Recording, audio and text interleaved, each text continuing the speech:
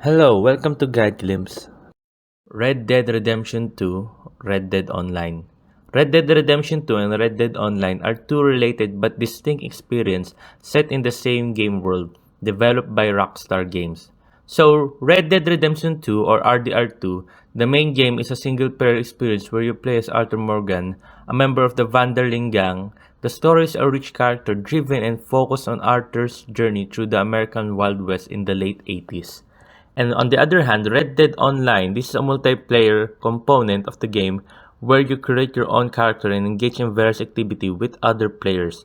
It has cooperative and competitive modes, but lacks a deep and singular narrative like RDR2.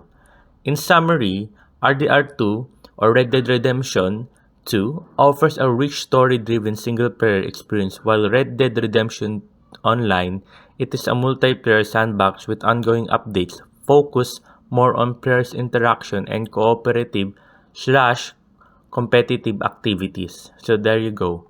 Those are the difference between Red Dead Redemption 2 and Red Dead Online. So thank you. If you like the video, please consider giving us a thumbs up and subscribing for more content like this. Thank you.